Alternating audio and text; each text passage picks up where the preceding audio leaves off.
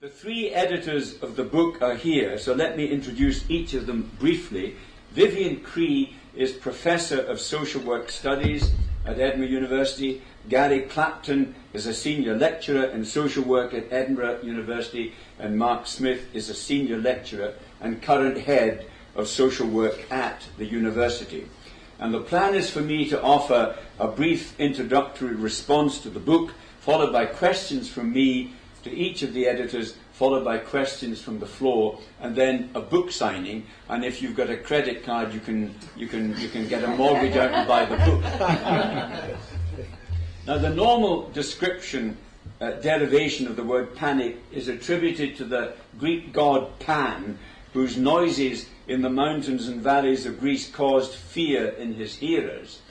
A modern version is given by the atheist philosopher of science Daniel Dennett in what he describes as hyperactive agent detection disorder.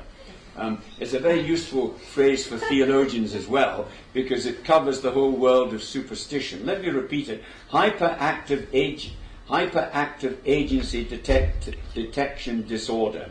And the really important thing about this book is that it shows us that not only do today's panickers misread and overinterpret events, their responses have solid consequences in the lives of individuals and society, and often lead to wild and inappropriate changes in the law.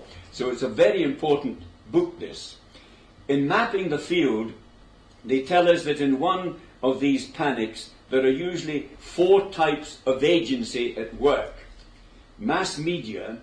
There's a group called moral entrepreneurs. It's a new phrase to me, and I love it because it includes bishops, apparently.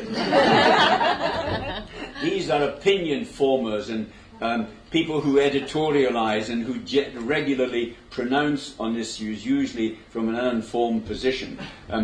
The control culture, which includes police, the courts, and politicians, and the public. And by definition, a panic is intrinsically disproportionate, a kind of collective insanity. Pan pipes and we all start running over a cliff. Throughout the book, 5 topics are revisited: child abuse, drugs and alcohol, immigration, media violence and street crime.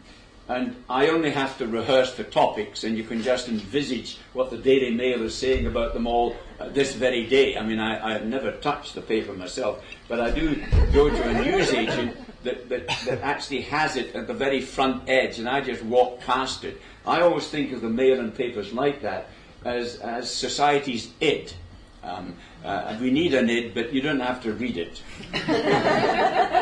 And panics follow the same trajectory. An alarm is raised over whatever the issue is. The press goes into overdrive. A demon agent is detected, often the local social work department, alas. An inquiry is launched, sackings and prosecutions follow, and the law is changed, usually badly and inappropriately. And we've lived through a lot of this in my lifetime, certainly in the last 40 years. The tragedy in all of this is that these panics take our eyes off other, more important deficits in our society. Because if you're focusing on that, you can't pay attention if you're focusing on the speck in your eye, you can't pay attention to the log that's also in your eye, to quote Jesus. So it gets us really off the ball. It gets it off the really important topics in society. They result in bad law, and they're often a supposedly value-free campaign, but in fact they're not. They're loaded, and there's usually a kind of disguised agenda wanting to impose itself on the rest of us. So it's an enormously important and costly enterprise. It's an important and depressing topic, and the editors are to be congratulated on producing such a timely and important book. So I'm going to begin by asking Viv to say something about what prompted the book. Why now for this book, Viv? Okay, thank you very much, Richard. I mean, you've put it so well, it's really hard to know what more to say, because actually you've said it all. But why now? It actually was, we have to go back to 2011, when the three of us got together and acknowledged that the following year it was going to be 40 years since a seminal book on moral panics was published. The book was called Folk, Devils and Moral Panics, and Stan Cohen's work, which actually described, and those of us who are a bit older may remember this, the book described the fights between mods and rockers on the beaches in Clacton and Eastbourne and the rest. And what Stan Cohen looked at in 1972 when he published it, this was his thesis, by the way, his PhD thesis was written up as this book. What he was actually acknowledging was, yes, fights did indeed happen between mods and rockers on the beaches, but what was much more important was what happened next. Because what happened next was that the press got involved, the newspapers got involved, politicians got involved. Everybody said, we've never seen anything like it before. So guess what happened?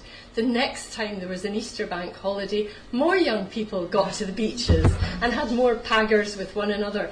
And that's what happens, is that you end up in a deviancy amplification kind of spiral, where sometimes people act out the very panic that you think you're trying to engage with.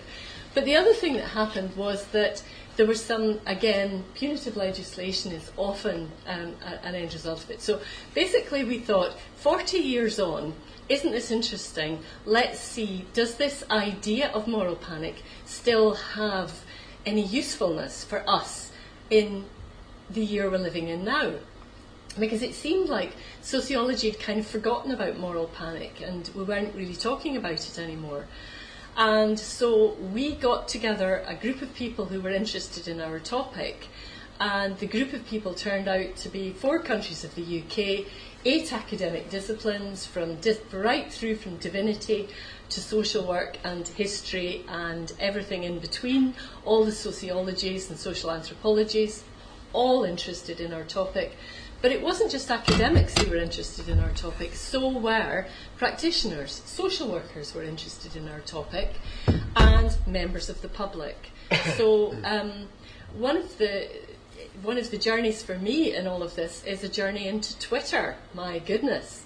Actually having conversations with people on Twitter about moral panics, and people coming forward who are saying, we're really interested in what you're doing, tell us more. Can we get involved? What can we do? Can we come to your next event? So we got some funding from the Economic and Social Research Council, which is a government-funded research body. So your taxes have paid for this. And we ran a series of 4 seminars. But the 4 seminars was just like a tiny little bit of what we've done, because the 4 seminars became this book and the bites that go along with it. It also became 8 peer-reviewed journal articles that we've had published so far. It just became something which grew and grew and grew. And I've realised I haven't said why us. Why us was because I had already written about sex trafficking. It was something I was interested in. I'd written about it as a moral panic. Gary had already written about satanic abuse from the 1980s and acknowledged that that story had been a story of panic. Mark had written about abuse in residential childcare and had looked at it not necessarily through the lens of moral panic, but had looked at it critically and had asked questions about it. So the 3 of us came together, we started a conversation, we involved other people, and it grew and grew. And here we have it. Lovely, thank you for that. But let me turn to Mark. You're all social workers, and that's the profession that usually bears the brunt of these panics. So tell us why it's important for social workers to engage in this type of work. Mm-hmm. I'm not sure that social work only bears the brunt of moral panics. Unfortunately, social work, I think, is often complicit in moral panics. Ah, well, unload that for us. Okay. If I go back historically, perhaps 20, 30 years, then I think social work perhaps lost the capacity for sociological analysis or social critique. Some of that you could put down to political changes. I think that the Thatcher government sought to take sociologists out of the teaching of social work. And if you think around some of the what was going on at that time. I think it was at Virginia Bottomley said that social work should be the preserve of streetwise grannies. So it's about taking away the sociological analysis. And there's been a reprise of that more recently. A recent review of social work education in England by Martin Neri makes the same sort of points, that he doesn't want to see sociological analysis. He wants some sort of instrumental way of social workers just protecting the goodies from the baddies. And I think that that's a feature of moral panic that is about creating those dualisms about good and bad, perpetrator, victim, goody, baddie. And the trouble, I think, with the streetwise granny analogy is that streetwise grannies aren't always good at seeing the bigger picture. And very often they imagine bogeymen to be around out there. In some of the more concerning episodes, or less savoury episodes in social work's history, I think, does concern things like the satanic ritual abuse scare in the 90s, where social work was not a victim, it was actually very much complicit in driving that agenda.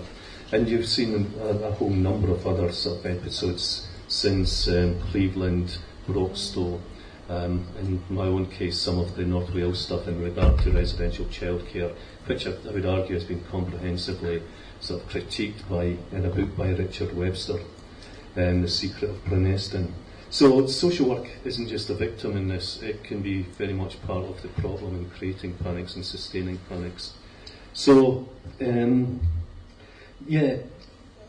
trouble with focusing on some of this satanic stuff, some of this radical evil stuff, is that we lose sight of the social, I think.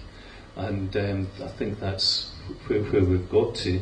And when we lose sight of the social, we lose sight of the fact that the social world is complex, messy, ambiguous. And I think that what looking at the social world through a lens of moral panic has allowed us to do is in some ways reclaim that kind of sociological analysis for social work.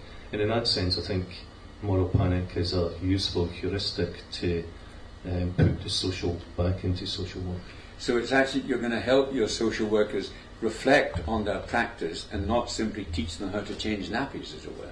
Well, absolutely, because I think whether it was yourself or Viv alluded to the fact that the consequence of looking at things through a lens of good and evil is that the theologian or the divinity scholar David Frankfurter says that when real evil happens, when we start to speak about evil, and I think that when we start to see that kind of evil out there, we start to respond, and we start to respond in disproportionate ways. And I think that's a key feature of moral panic, is that disproportionality. Yeah. Let me turn to Gary, and we're going to flag up the topic of child abuse and everything that comes from that. I founded and chair a charity that works with children, and I recently started helping in the Sunday school of the church I go to, and I had to get police clearance for both those. And recently I had to get advanced police clearance for my work with Systema Scotland. I didn't grudge doing it. Why should I be accepted from this? But can you talk us through the history of what's happened here, Gary? Because there's a vast increase in this, and we now have a set of child protection policies in Systema Scotland that monitor every time you can touch a girl or a boy, because you're teaching them how to play a violin. It's impossible to teach a child to play a musical instrument without touching them. And you have a colossal protocol. So we've we've had no problems so far, but it only takes one vicious complaint. That's what closed down Kids Company. So can you talk us through the history of this and tell us how we got here from where we started? Okay, have you got all night? Yeah. Right. I think that the rise of stranger danger is worth considering for a couple of minutes, so I'm going to say a couple of things about that. And the current rise, I would pinpoint around a tragedy, a terrible tragedy, which was the abduction and murder of Sarah Payne in 2000, and some of us will remember that. And I think that that produced the current upsurge in a fear of paedophiles around every corner. And now a stranger is not so much a friend that you don't know as a paedophile you don't want to know. And this kind of, I would suggest, disproportionate fear of sexual abuse of children flies in the face of evidence that the sexual abuse of children will take place by people that those children know. But the vetting and barring industry, and I will call it an industry, that it makes it, that I wouldn't say it makes a profit, but there's money you have to pay for your criminal records checks. There's I'd call I don't know what PVG stands for anymore, but Protection of vulnerable groups. Protection of vulnerable groups. So there's a number of schemes, the Criminal Records Bureau and so on. I think they specifically commenced after the murder again, a terrible tragedy, the murder of 2 girls in Soham in 2002. And the vetting sought to bar unsuitable people. However, the murderer of these 2 girls actually wouldn't have actually come under that scheme because he didn't work at that school. And his violent behaviour was already known to the police, but without any consequence. But these events and the reactions to these events, and I would suggest some of them are disproportionate, have created a climate that dissuades volunteering, especially by men. It calls into question things like sleepovers. If your daughter has met another kid in class and she asks you if it's okay to sleep, suddenly there's a kind of somewhat of an atmosphere around. Is this okay? I mean, and it resulted in a national vetting scheme that only works really if cases where people have already been previously convicted or are officially suspected of abuse. It doesn't actually capture anybody who has no record. But in essence, the state is invited in to help us feel safe and to do the protecting.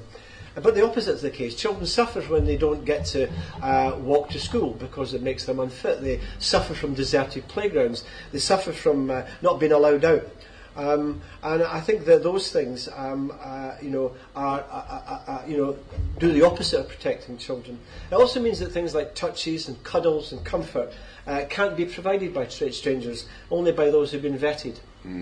I think there's a couple of sort of like phrases I have that kind of are kind of little checks for when you know a moral panic's on the go. And one of them's we don't know what the world sort of youth parents are coming to. But the other one that I like the best is whenever you read the phrase, it's the tip of the iceberg. You know that you need to start doubting when people claim things that there are really no evidence. Tip of the iceberg. And stranger danger goes back a long, long way. Of course, I remember the 1950s, and this was when you couldn't take sweets from strangers, and now you can't take tweets from strangers. Good line. Let's move on to sex, Viv, because that's another great field in this. It's always ripe for outreach. Talk us through some of the issues here and how you handle them in the book, and give us examples of sex panics. I mean, religion is great. I mean, religion is itself a moral sex panic. I mean, it has been for centuries. Is there any particular angle that religion throws into these panics in recent years? The one in the kind of the satanic stuff. Yeah, the satanic stuff. That's very much. I'm not going to answer that. Right. You stick to sex. That's your subject. Can I just say that actually we had this informal pact that Mark would take care of God and ethics, and Viv would take care of sex, and I got glue sniffing and the devil. Okay. So we'll see whether that comes round to me or not. Over to you, Viv. Over to me. Okay, moral panics are often at root about sex. And if they're about anything, they're often about sex and young people. I think we've been worried about sex and young people forever. And actually, when you start to think of some moral panics about young people and sex, one of the ones that we've written about in recent years is 1870s. Does anybody here know the story of the the maiden tribute of modern Babylon, which was a moral panic about young women being taken from home in the UK to brothels in Brussels. Try saying that when you've had a glass. But what was incredibly unsavoury about this story of the maiden tribute of modern Babylon was that there's a young girl of 15 called Eliza who was actually bought by the editor of the Pall Mall Gazette and the wife of the chief of the Salvation Army. And what they did was they bought this child, telling her mother that she was going to go into domestic service. But they actually took her to have her, she was sexually examined to make sure she was a virgin. I mean, that's horrific in itself. Then she was taken to France, where she was held in a room. And so it allowed the editor of the newspaper to say, isn't this awful? It's possible to buy a child, right? So this is a real story of the end justifying, the means justifying, the end justifying the means, whatever that expression is. But the fact was something really appalling happened in order to make a case for changing the law. And the changing of the law that happened as a result of that was, first of all, the age of sexual consent was raised from 13 to 16, but also there was all kinds of legislation came in around prostitution and around which effectively forced women who'd been working in the sex industry onto the street. So that's what they were trying to do in the name of protection. But we do so many things in the name of protection. One of the stories which I wanted to talk to people about was, does everybody remember last year, the end of, actually it was the end of 2013, the story of a little Roma child called Maria. And Maria, pigtailed blonde Maria, on our television screens, in all our newspapers. Does anybody here know what happened to Maria? So she was taken into care because there was a fear that her Roma carers had abducted her. And the end result of that story was that she has ended up being taken 280 kilometres from the community that she'd grown up in until the age of 5, with a language that she knew, a Bulgarian language, to a Greek children's home where she will remain until she's 18 years of age. And the people who were caring for her went to prison because they didn't have documentation to prove that they were her correct parents. Now, the thing about that story is we did it in the name of welfare and protection. Now, are we going to take every child who is poor into care? Is that the, is that the implications of this? So sorry, I've got off sex, and so to get back onto sex, there are so many stories. Most controversially, the Rotherham scandal. We are terribly worried about young people and sex, but if I can come back to, I started with the maiden tribute of modern Babylon in the 1870s. It went on to the First World War. We were concerned about young women running after soldiers during the First World War. It was called khaki fever.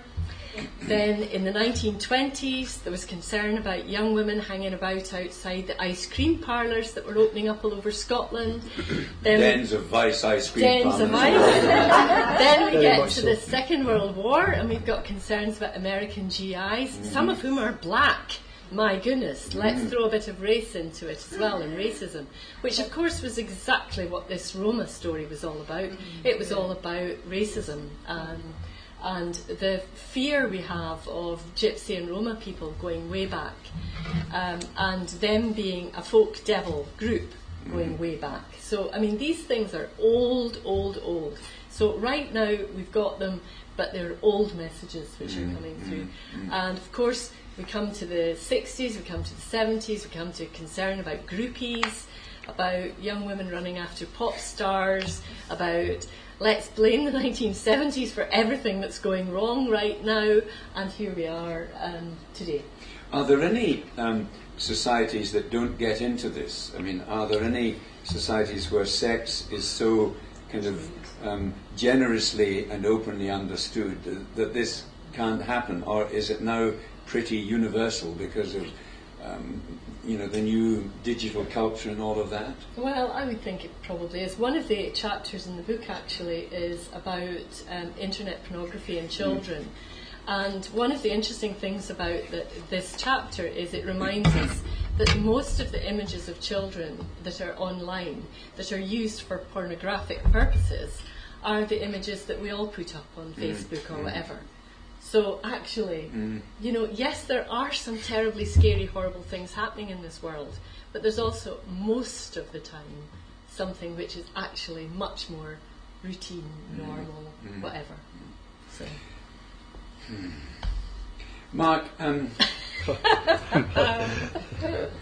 I don't know whether this is just a kind of an old man getting depressed about the state of the world, but it seems to me that our society at the moment is particularly vengeful. I mean, there doesn't seem to be any institutional way of forgiving people for making a mistake. You're not allowed to fail.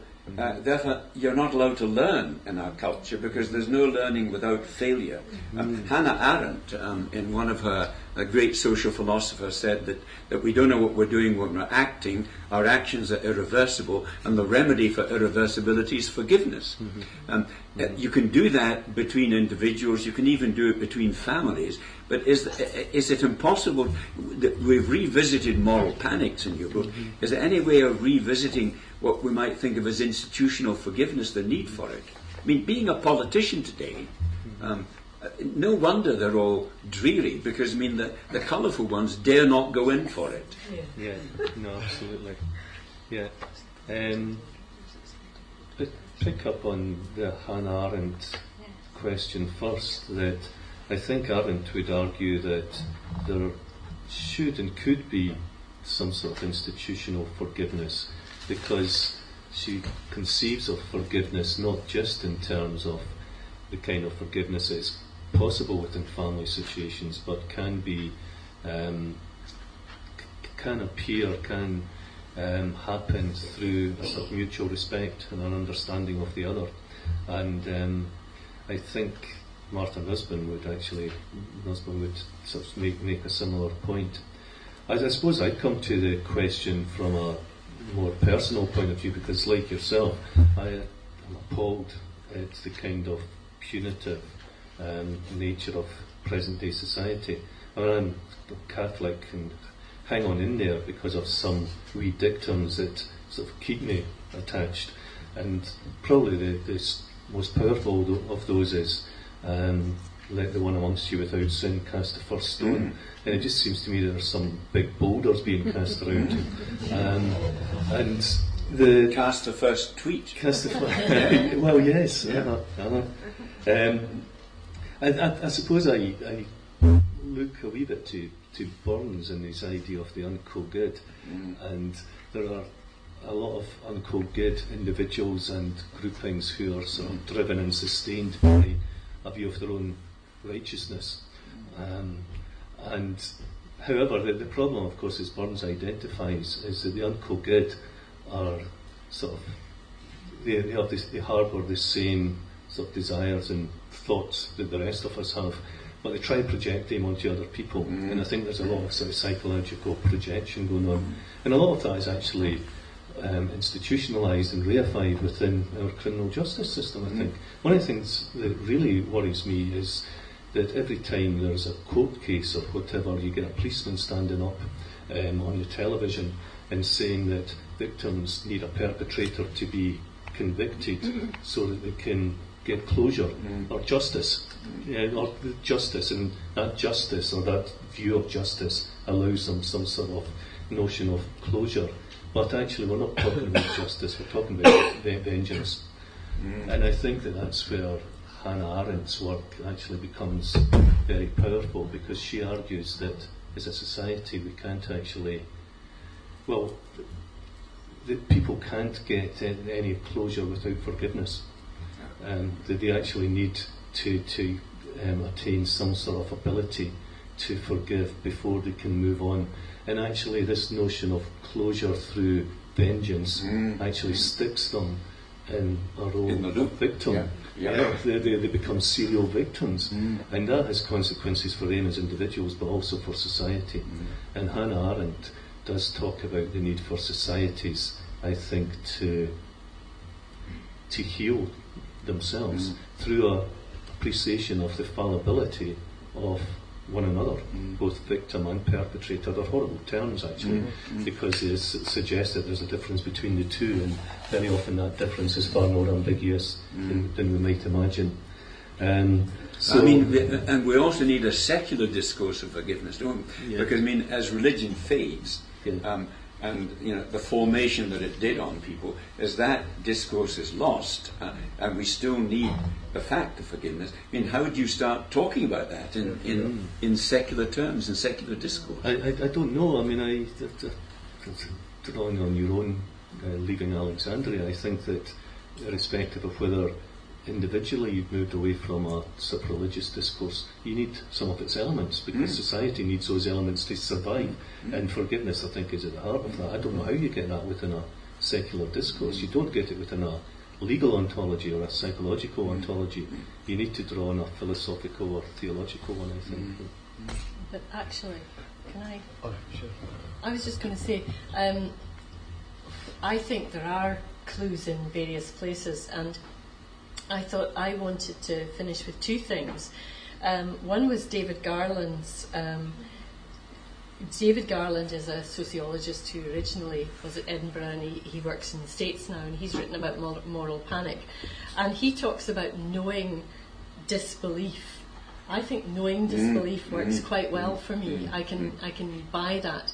But the other thing, I have to go back to Stan Cohen. But it's knowing hyphen disbelief. Yeah. The other person who I have to go back to every time is the work of Stan Cohen, because one of the last things he wrote was about the importance of staying unfinished. I really love to stay unfinished, because the minute you think you've sorted it, the minute you think you've got a solution, the minute you think you've got an answer, then actually you need to take a step back. You need to stay unfinished. And that for me is very powerful. Keep the mic, this is my kind of concluding question to you both.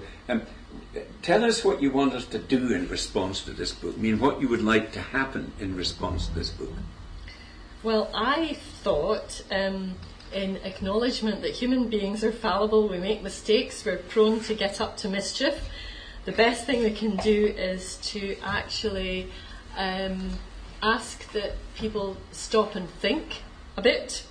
I'd like to see policymakers and politicians and everyone who has any power whatsoever over us and others to ask questions about their common sense ideas, the things they hold to be true, to think more about the consequences of their beliefs and actions, intended and unintended, and think, are they positive and negative, and for whom? And just really, actually, I'm going to quote Gary here, become a bit more sceptical. Cue Gary. Just what I was going to say, Richard. Keep it, Gary. Thanks very much. My view would be, whenever you see the line, it's the tip of the iceberg. Watch out. Be sceptical. Think twice about it, because I don't think we're actually posing answers. Because many of us come to our sessions or read our books and say, well, you're actually putting forward an answer. What we're trying to do is to sort of outline the classic academic. I suppose it gets us off the hook a wee bit, but it's to say, look, where's the evidence for this? Is this reaction proportionate? And let's be somewhat more sceptical. And as for forgiveness, I like that there's two ways of approaching forgiveness in my view. And one is relating to this being trolled on the internet, when sort of bad people sort of say bad things about you and call you names and so on.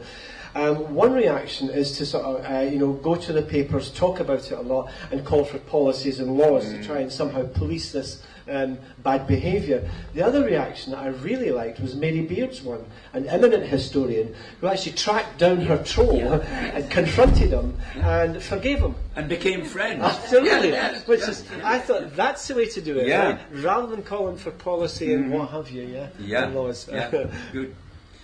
Yeah, this is going to be very similar. I mean, I was thinking that we're sitting across in Edinburgh University, and the great skeptic was David Hume.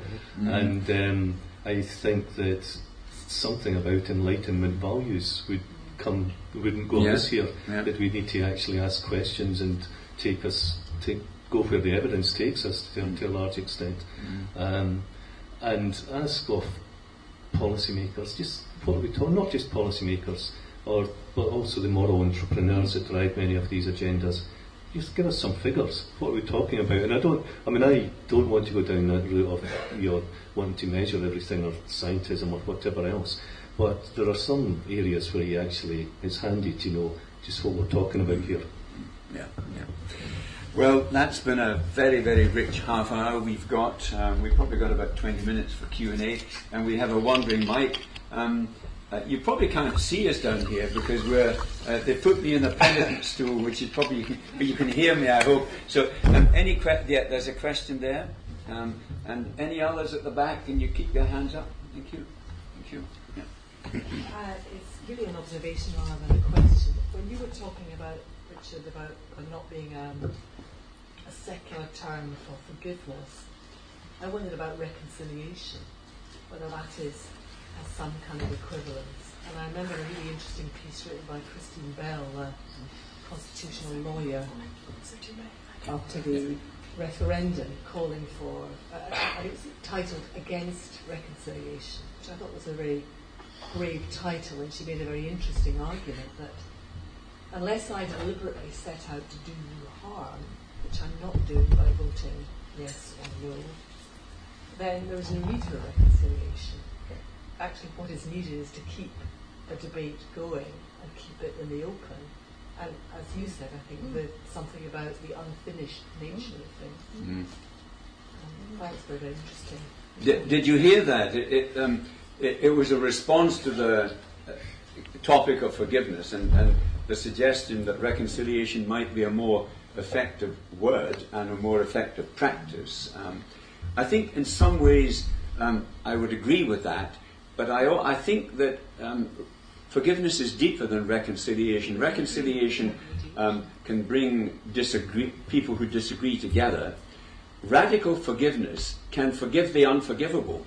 That's what I think that the secular language misses out, because I mean there is a religiosity about forgiveness that actually can't be captured in secular discourse. You can actually identify a terrible evil has been committed, but because you want to have a future, you want to be able to live without it, you have to forgive it. You have to let it not be, not dictate your future. Incredibly difficult to do. Anyone else here in the front? Yeah. Anyone at the back there? Just wave. Yeah.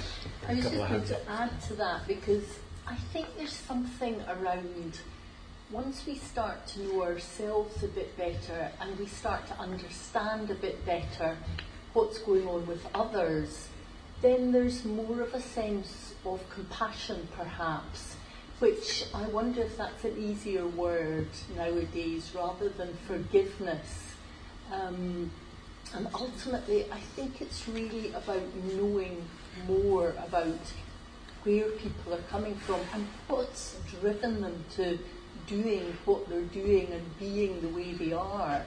And I think we are in a society where we don't really look to get to the bottom of a lot of issues and then work with people to try and improve whatever's happening with them.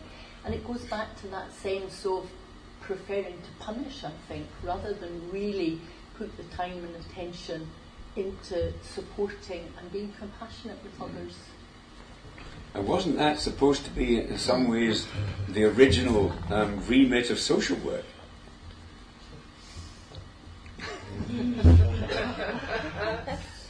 Yes. Okay. Well, I think that's. Yeah. Well, I think social work ought to see issues in wider social context and all their complexity. And I think that there's been a constant pressure to start to see things in very reductionist terms. So I think that social work has lost its way in that sense. Well, Gary, your eyebrows were indicating a response. I mean, I hate to pinch a line from religion, but I think it was the heart of a heartless world at a certain point. And I've been doing some work on the 19th century and so on, and there's no doubt that you could point to the two strands of social work. It has two. It has a duality. One is that it was born out of care and the necessity to provide for the dispossessed and poor. And that's the part that I teach to my students. But I'm also aware that there's a controlling element that's been around for 100 years or so. The rescue movement that took children from the slums of Liverpool who were deposited in homes and shelters for the months or a couple of days and ended up in Australia and Canada. So there is that kind of rescue and control part of social work that we always struggle with. There is they run like lettering through a rock through social work's DNA. So I will acknowledge the heartless world part of it, but there's also that other bit of it that's that can be incredibly sort of choose children over their families, which is a strange kind of like thing to get into. That Canada thing touches me. I might not have been here because my mother was in Quarriers and was about to be sent to Canada when her stepfather got out of the army and they sent her to him instead. And no one in the family knew this was in the cards. Viv, do you want to respond to that, the original kind of understanding of social work? Have we dealt with it? No, I think we can move to another topic. I'm just one final point, actually. When I was training to be a social worker, at least we had those debates. There was a book called In or Against the State, where there were debates around whether social workers should be agents of the state or should actually be critics of the state. Unfortunately, we don't have those debates anymore. That's very true. Anyone else? Yep, there's a hand there. Thank you. Hello.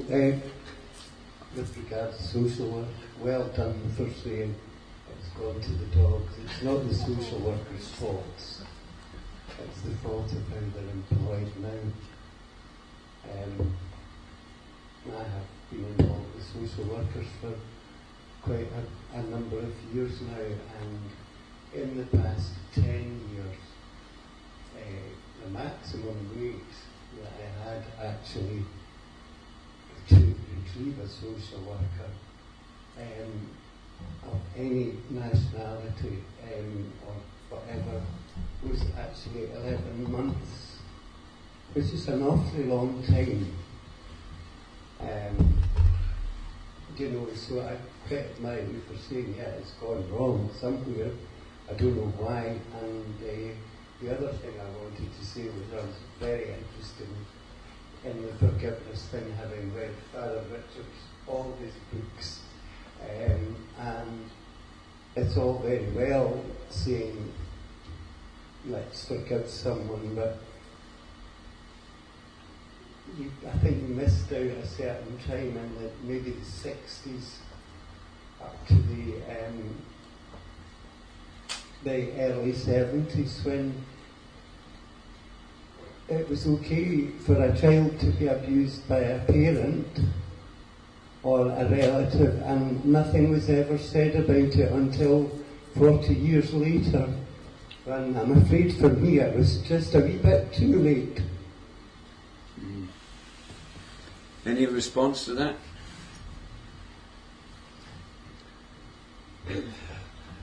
Maggie. Yeah. Thank you. Yeah, I think it's a really interesting point, because the question I was just about to put to you, and it relates a bit to Viv's talking about finished and unfinished, and making absolute judgments and knowing exactly what you're doing. And that was, I know that some people are calling you guys and abuse deniers. That by calling it moral panics, you are denying or diminishing or trivializing the actual. So, I would please respond to that, because I'm also conscious that words like abuse denier or troll or predator or groom, all sorts of words can be very, very final judgments. Like, So it's interesting territory. Please respond to that one. Well, that is a... yeah. Who's going to go? Gary, do you want to... I can say something about that. And it's a strange sort of situation to get into, where there's what goes on at what I consider to be a child protection industry, where people talk to themselves about a variety of forms of abuse, and there's... Can everybody hear that? Yeah?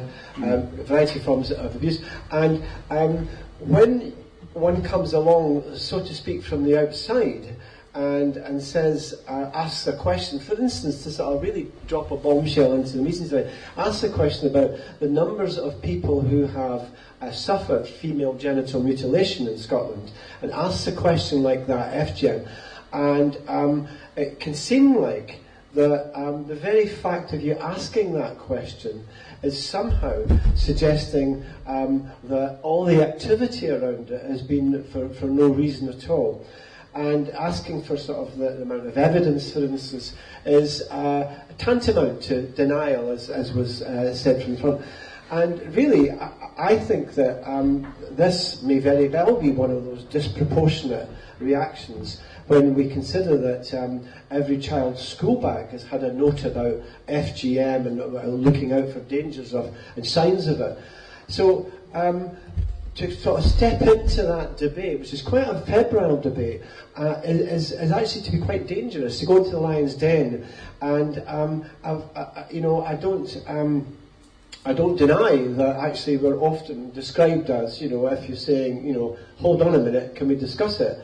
I'm a sceptic about this. It doesn't mean to say I don't believe it. I haven't been sort of, convinced of it. It's sufficient to have you on one side. So the debate becomes is you're either with us or against us, and I'm not sure that's very helpful in terms of sorting out how the best way to go about things. Because usually with those debates, if there's not a kind of a pause put in the onward motion, is we do end up with coercive laws, policies that don't work. And to make something a little bit more facetious about the Dangerous Dogs Act back in the 1990s, you get a kind of dog's dinner of legislation that has no worth at all. Or, to come up to date, about sectarianism, you get legislation about singing songs at football matches that even sheriffs have called mince. These are matters that it takes some courage to raise, and I'm pleased we've had the question, and maybe my two colleagues had some time to make an answer to that. But that's my view about it. Can I add to that? I mean, it seems to me that one of the biggest moral panics in our time has been about drug abuse, and we have created a war on drugs which has not worked. It's been vastly expensive. In the States, it's a way of banging up African Americans, essentially. To me, it strikes me as maybe the archetypal moral panic, because it allows the moral agenda of one group to be imposed upon others. I mean, who gives a politician the right to tell me that I can drink the vegetable wine, but I can't smoke the vegetable marijuana? Who gives them that right? I mean, one is probably more dangerous than the other, and that's the one I'll have when I get home. I had one before this meeting. So I think what we're trying to talk about tonight is not that there are dangers and abuses and evil things in the world. It's how you respond to it. And maybe one of the wisest things to do is to reckon that humanity is always in a kind of crisis, and there is no perfect kingdom anywhere. And the trouble is, a lot of people who respond to moral panics, especially opinion formers and politicians, they're trying to create a perfect society. It can't exist. But what does exist in history is the hell you make of trying to create perfect societies. Yeah. And if we can pick up something that Gary said earlier, I think children and childhood is a really, really good example of that, where you don't have kids playing in the street anymore. I remember in my childhood, my sisters and I spent every single day of the school summer holidays on the beach, ourselves, without any kind of parental involvement or control. We went home when we were hungry, and we went out again to play. And kids aren't allowed to play. And then what happens is they play on their computers.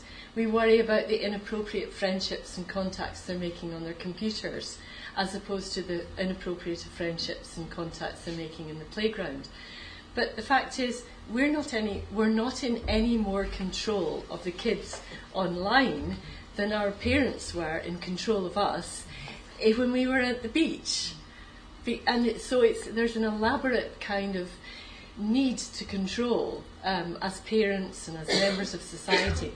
But guess what? The boat sailed. And we just have to kind of wake up to that and grow up with that and accept that, as part of this Moral Panics work, one of the lectures I gave last year was the Howard League lecture called "The Kids Are All Right." And if you look at the kids today are absolutely blooming marvellous in spite of what we put in their way. They are actually not the people who are most at risk of chlamydia or sexual infections today. It's people in their blooming 50s. We are the people, my generation are the people who are actually making inappropriate friendships online and having all kinds of fun and nonsense. And meanwhile, we're really on top of our kids saying, what are you doing, where are you going? Kids are policed, We do not allow our children to go anywhere without, when my kids were younger, I always said to them, I only have 3 rules. Rule number 1, don't put anything in your mouth that you don't know what it is. Number 2, always use a condom. Number 3, let me know where you are. And guess what? They broke all 3. And good luck to them. There we are. A final question from anyone? An observation? There's a hand there. Thank you. It's a shame it's near the end because I scarcely know where to start. Someone spoke earlier, a few people spoke about Hannah Arendt. I would also draw your attention to her work on the banality of the evil, which I think is just as important as her work on forgiveness. I'm really concerned that we are having a conversation about moral panics which equates in some ways the behaviour of dogs on the pavement with social movements like mods and rockers, with perceptions and fears of outsiderness like the Roma child that was mentioned, and we could add to that refugees currently and migrants, that we equate all of that with documented and qualified and quantified data on the widespread existence of child abuse. And I would really honour the man who's 2 rows back for saying what he did. So I have a real concern that the argument has become watered down, that it has become simplified, and in so doing becomes almost humorous. It is not funny, particularly if you are a child or an adult who has been abused over many years, and what you listen to with the support of research and academia is that it's somehow a moral panic to speak out. I think the debate is very different. I think that the theory of moral panic deserves to be updated. And my question would be to the panel, what have you done in your work to challenge, to be sceptical of, to stay unfinished with the theory of moral panic, so that it takes into account some of the huge institutional and widespread abuses of children and of adults? Okay, good solid question, which actually is raised in the book itself. Because if you do not do that, then you are no better than the moral entrepreneurs that you outline. Yeah. To be fair to them, they do address that in the book, but Mark, have a go. Well, we also, I don't know if you've read the book, but the book really doesn't focus much on child sexual abuse at all. It actually covers a whole range of moral panics, and I'm not sure how helpful it is to reduce the book to a discussion of child sex abuse. As regard to the sort of incidence and prevalence of child sex abuse, if you've read Ian Hacking's work, you'd realise that it's actually, questions of incidence and prevalence are very difficult to come by. It's not something that anybody would want to deny, but it's also something that is very difficult to actually put a figure on. In terms of whether we are foreclosing the very same debates by adopting a sort of moral panic heuristic, we're not. We're offering moral panic as one way through which to consider social anxieties. If people want to put forward other ways, then good and well. I think we came to the conclusion that it still has some legs 40 years down the line. Gary, you want to? I'd Mark spoken for Yeah. me. That's it. Well, thank you for that question, and thank you to the other questioners, and thank you to our speakers. It's obviously a very hot topic. There are lots of different angles on it. The book, I think, does address, and one of the questions that I addressed to them before we actually came together was my own scepticism about some of the scientizing of the theory. But I think, nevertheless, they are onto something. And as a theologian and someone who knows something about the history of previous moral, witchcraft was a moral panic. These things do exist. Whether everything identified as a moral panic is a moral panic does not outlaw the fact that there are moral panics. And it's a question of having the necessary ability to interrogate and factually unpack the nature of what the accusation is. This book will not solve those questions for you, but it will certainly get you thinking, and I think we've been thinking hard this evening. So thank you very much to our